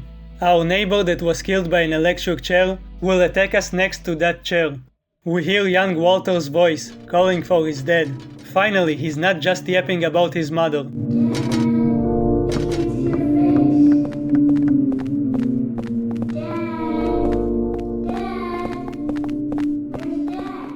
Shortly after, we find a sketchbook. It seems like Walter tried to draw his father, but he doesn't know what his face looks like. He probably didn't feel the same warm connection with him, like he did with his mother. We also find the superintendent's room, but now it's locked with chains, just like it was for Henry. There's something melancholic about this scene. Melancholic. Melancholic. Melancholic. There's a kind of calm but sad music in the background. Eileen just stands there, looking at the sketchbook. Walter keeps asking about his dad in the background. You really start feeling bad for him. Yes, he became a monster, but deep down, he's just a child that wants to see his parents. But you also know that you're getting closer to the end of this journey. No matter how relatable his goal is, he's still a psychopath, and it's up to you to stop him. Let's talk about Walter. Yes, it's very goofy that he thinks that an apartment is literally his mother. That sounds dumb as shit. But let's look a little deeper into his character and backstory. Silent Hill 4 doesn't really have sad moments. I mean, yes, there are a few sad moments, but nothing as gut-wrenching as Lisa's transformation from Silent Hill 1, or Mary reading the letter in SH2, or Harry's death in SH3. I think this is the only moment that comes close to it, at least for me, especially when you really stop and think about what Walter was going through as a child. He never knew his parents, he never got the love and warmth that any other normal kid should have. All he wanted was to be with them. The stupid cult used and abused him for their own gain, physically beating him and forcing him to adopt their beliefs. The only glimpse of hope he had in his entire life was that if he completed a certain ritual, the 21 sacraments, he could be reunited with his mother. I guess there isn't a ritual for reuniting with your father. So he spent his entire life trying to achieve that goal. His whole existence revolved around this ritual and his desire to see his mother again. Though, from what I understand, the real reason for why he thinks Henry's apartment is his mother is because of a misunderstanding. You see, when our Lord and Savior, Dahlia Gillespie, approached young Walter at the orphanage, she told him that if he completed the ritual, he could see her. She told him that his mother is just asleep at the apartment, because that's the apartment where they originally lived, where they originally abandoned him. They were the original residents of that place. But somehow, Walter thought she said that his mother is the apartment, while his actual parents are presumably just chilling somewhere, which sounds really dumb when I say it out loud, but hey, he was just a little kid who wanted to see his mommy. He would have believed anything at this point, and that belief, this misunderstanding, shaped him to become the man he is today. An obsessed serial killer who misses his parents. The more I write about it, the more I feel bad for him. He's probably the most tragic antagonist in the whole franchise. He has the most relatable goal. I literally wanted to spend more time with my parents after finishing this game. At the end of the day, Walter is just another victim of the Order. But he's still a lunatic that killed a lot of people and wants to kill us. But wait, there's more. All of these other worlds are his manifestations. Each one represents a pivotal moment from his life. The forest is where the orphanage is, the place he grew up in after being abandoned. The water prison is where Walter was, well, imprisoned, along with other children whenever they acted bad. The victim we meet here, Andrew DeSalvo, was a prison guard, and he did not treat them well. He was kind of abusive. That's why Walter chose him as a victim. He's gonna kill me! He's gonna kill me! He's gonna kill me! Also, I'm pretty sure this place isn't actually a giant tower with an elevator that can seemingly go up into the heavens. This is just how Walter sees it. The building world represents a building. The reason he kills this guy, Richard Braintree, is because he was aggressive towards Walter as a child. Whenever he came to visit his mother, Richard was mean to him and told him to get lost. Walter saw him and the other tenants as enemies who want to keep him away from his family. So he gave him the death penalty. And the subway, I don't know what it represents. I guess it reminds him how he took the train from the orphanage all the way to our apartment. He would go on these trips as much as possible, just so he could touch our door. And Cynthia is someone who rejected him a long time ago. So I guess he didn't handle it so well.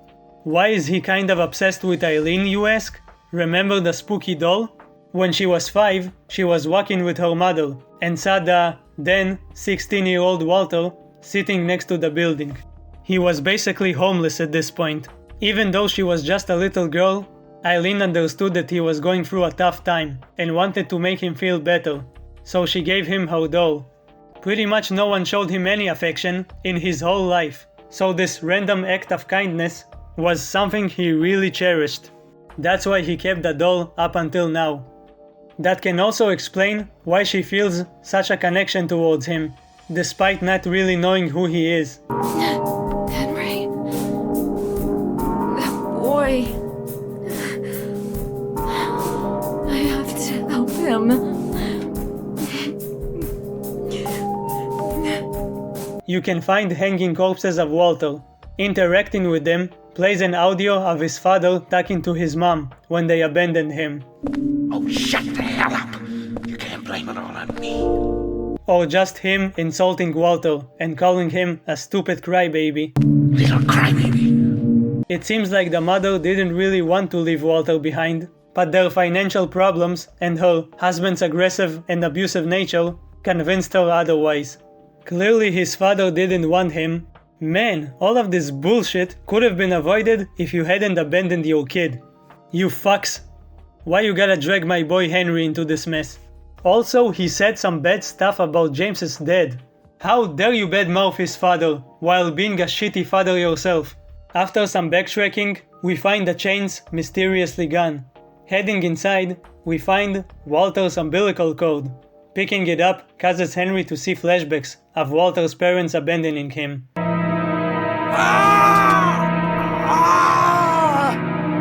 My head. At this point, Eileen becomes completely possessed and basically becomes Walter and starts hitting Henry before running away to search for her mother, Walter's mother, which is Henry's room.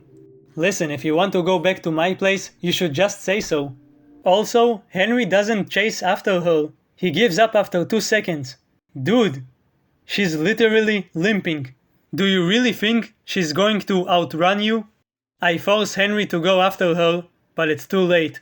She's gone, and we get a vision of a strange place. A place with a big, spiky, rotating ball. A creepy white monster, and Eileen walking towards them. The sad music is gone. All we hear is a clock ringing over and over. It's almost time for the final showdown. We face off against the last gauntlet of enemies and defeat them. Nothing will stop us now. Killing the last remaining monsters, we approach Walter Jr., but he disappears. You snotty little brat! I'm never gonna stop using this voice line.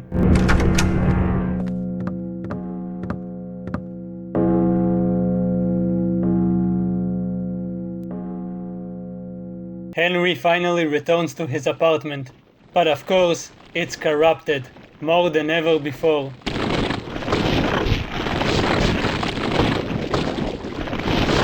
Hello there. Henry goes to where Walter's true body was hanging, but it's gone. He's not in the apartment with us. So, where did he go? On the floor, we notice a hole. We've gone through a lot of holes in this game, even more than James, but this one is special. You feel that once you go inside, you won't be able to come back. This is the last hole you will experience. With no other choice, Henry jumps in.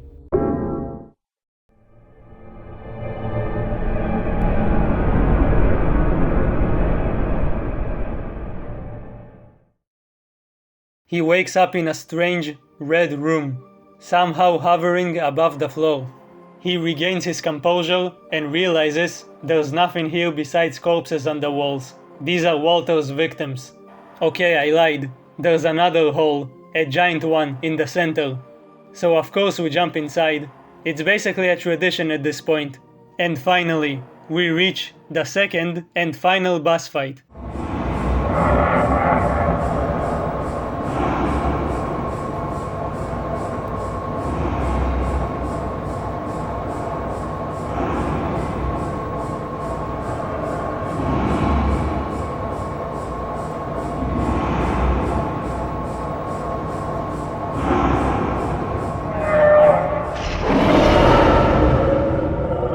Henry is pissed. This is by far the most emotion he's shown up until now. Even introverts can be dangerous if you push them too far. He's had enough of Walter's bullshit. He notices Eileen, frozen in place in the middle of the arena, above a pool of blood. In the background, Walter Jr. is still calling for his mom.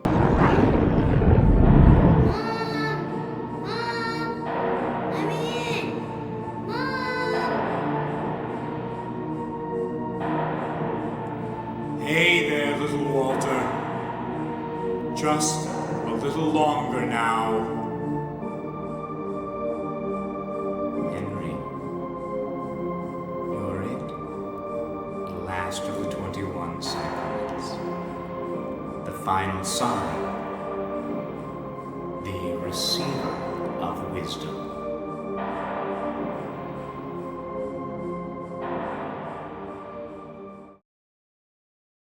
This is the moment both Walter and Henry have been waiting for.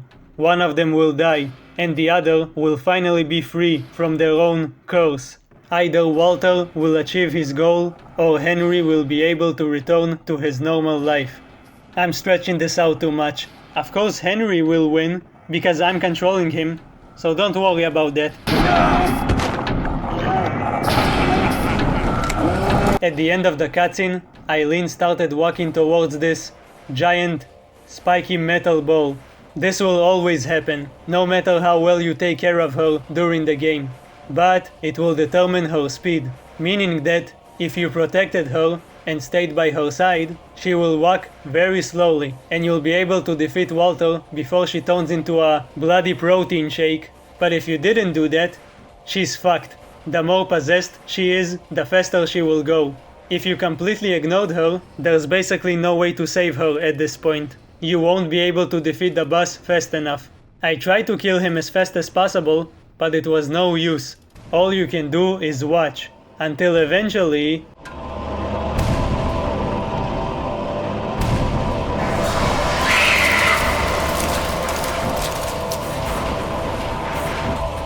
Oh man.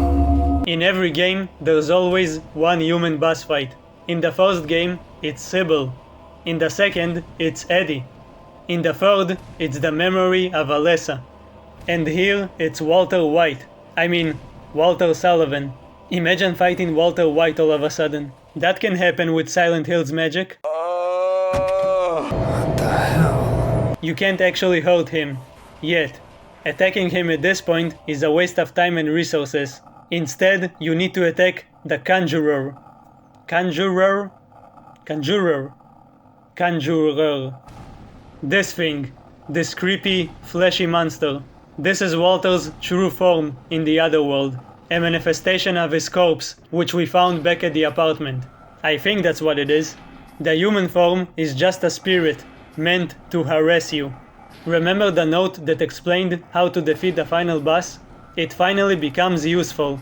You have to use these spears in order to defeat the creature. Only, you can't pull them out yet.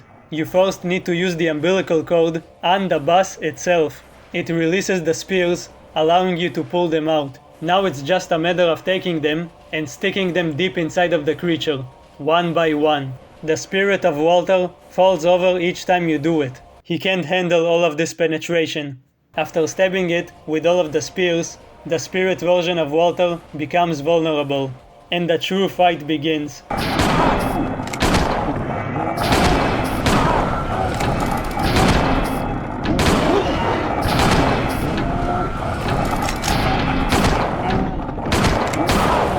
Dealing with him is fairly simple. Shoot him, whack him, try to avoid his weird wrestling move that he developed. Mechanically speaking, there's nothing special about this fight, but it does feel climactic. Eventually, after enough hits, Walter White, Tommy Wiseau, Kurt Cobain, however you want to call him, falls down, and Henry is free. Yes, finally! Leave my apartment alone!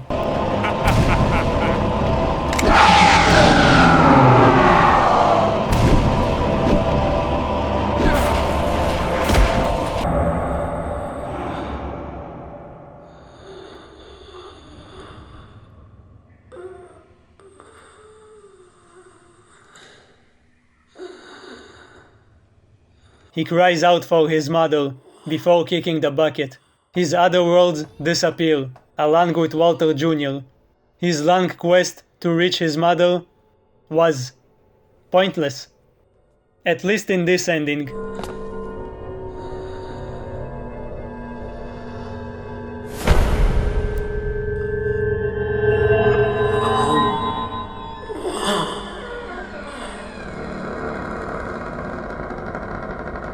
What a shame.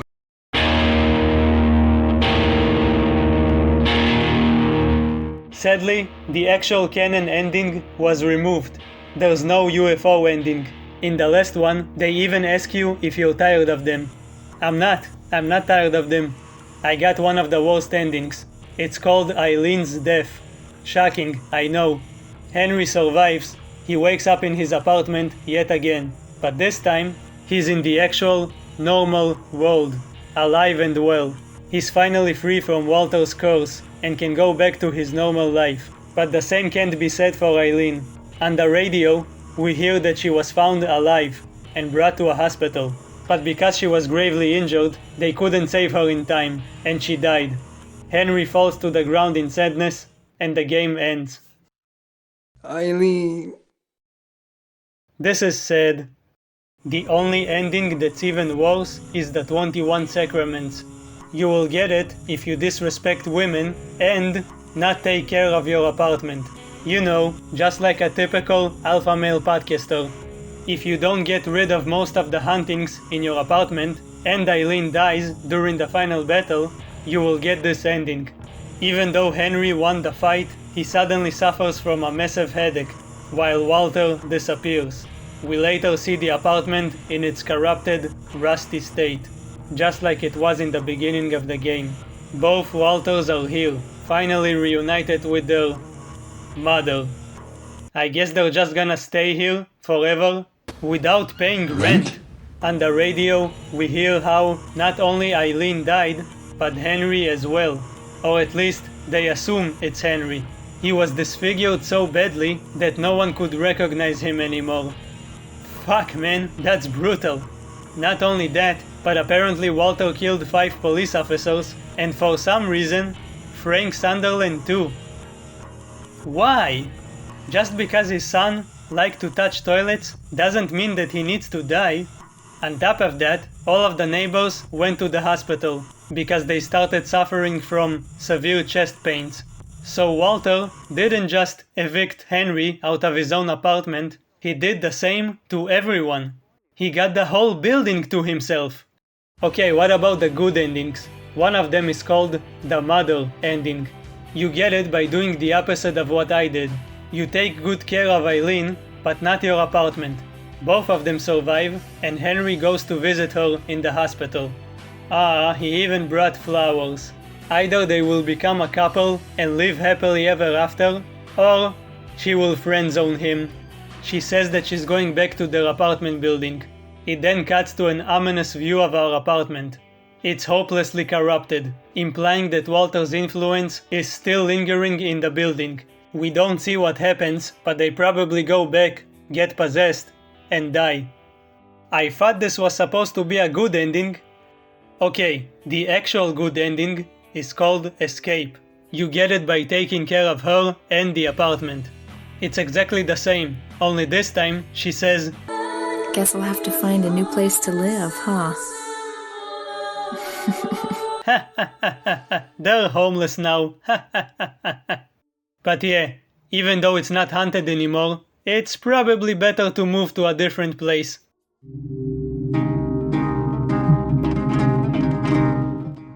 Anyone who really likes this game will tell you that it's because of the concept, the titular room. Whenever you're there, you're playing in first person, which makes you feel way more claustrophobic. This place is your safe area, your comfort zone. This is where you go to hide from all of the spooky monsters. Kind of like how introverts hide in their house because they don't want to go outside and talk to smelly humans, but in the second half, all of it is taken away from you. This place that once healed you has now begun taking health away from you. The horrors from the outside starts to creep in. You can't hide anymore. It's genius, and there's a lot of secrets and small details that you can find here. This is what makes this game special. And on top of all of that, this place serves as a key component in the plot. The previous owner was a victim of a psychotic serial killer who thinks that your house is his mother. And then you find that very same killer dead in a secret area behind your wall. Everything to do with the room is the best part about this game. This is why people love it. This is why I love it. The mystery of who or what Walter is and why he's doing all of this is also handled really well. It's fun piecing together all of the puzzle pieces and uncovering his backstory. But everything outside of it? At best, it's your standard Silent Hill experience, which is fine, but even that's not accurate. It's way more linear, which removes most of the exploration element these games are known for. Most of the enemies are shit, probably the worst in the series. Yes, even including the Western games. At least they look kind of cool, some of them. By far, the best enemy is the burping cadaver, and it's not just because it's a goofy enemy that makes funny noises. It's one of the few enemies that isn't annoying. The dogs are never fun to fight in any of these games, but they're not too bad. What else we got? Flying bugs? Yeah, I'm sure everyone's excited when they get to fight bugs in video games. It's almost as exciting as it is in real life.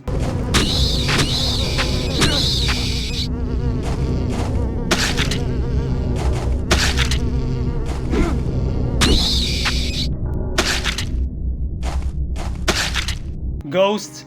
We got ghosts, one of the worst enemies in gaming. The only cool thing about them is their creepy design and their backstory, them being the victims of Walter. Possessed wheelchairs? Lame. These wallfuckers? Mega Turbo S. I remember really liking this game, but the more I played it, the less I wanted to keep playing it. I'm being kind of a little very bitchy and extremely harsh towards it. But having said all of that, I don't hate this game. I still like it because the concept is so good. And occasionally, there is cool stuff to look at. A lot of creepy and unsettling imagery. The story is insane, unique, and the symbolism is great. The music and sound design is awesome as usual. There are some very spooky noises here. Plus, it's the only Silent Hill game that doesn't take place in Silent Hill. It's a very unique game. The developers clearly wanted to explore new ideas and see just how far they can stretch the Silent Hill concept. Previously I stated that Silent Hill Homecoming was my first Silent Hill and Silent Hill 4 was my second one, but I think I got mixed up. I think Silent Hill 4 was my first one. I'm not sure. My memory is deceiving me. Time is an illusion. It's amazing to think about just how far the survival horror genre has come at this point.